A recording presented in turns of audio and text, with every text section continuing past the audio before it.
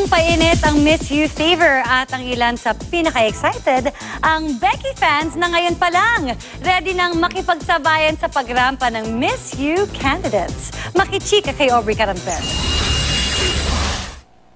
Ramdam na raw ng mag-best friends na sina Cholo at Josel ang Miss Universe fever. Heto at palaban din sa pagrampa ang mga Buconera ng Laguna.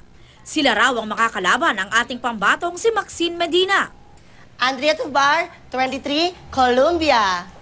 Hi, good evening everyone. My name is Miriam Habak, 25 from Venezuela. At ako ang mahigpit na makakalaban ni Maxine Medina. Nakamarka na raw ang January 30 sa kanilang mga kalendaryo. Espesyal na araw raw sa kanila ang Miss Universe pageant. Lalo pat dito ito sa Pilipinas gagawin.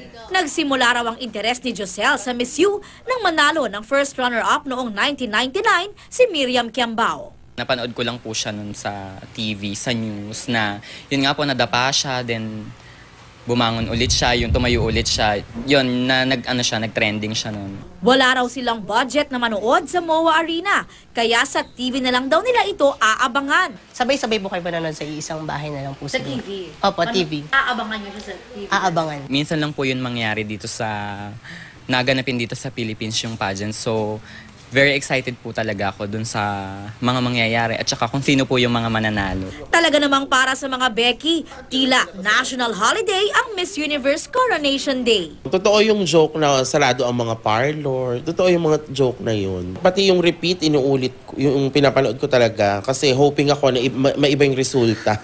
Ang beauty pageant enthusiast at isa sa mga founder ng beauty pageant website na OPMB Worldwide na si Noli Berioso, tandang-tanda pa raw nang manood siya ng Miss Universe 1994 live sa PICC Plenary Hall. Big favorite that time was Miss Belgium. Yes. Oo. She receives hundreds of mails every day at mga requests for shoots.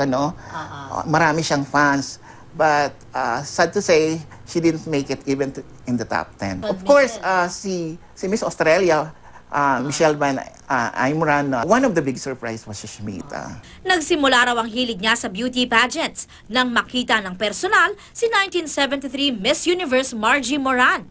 Grade 4 ako noon, natatandaan ko noon. And then, I was able to watch yung Parade of Beauties, ginanap yun sa CCP Complex.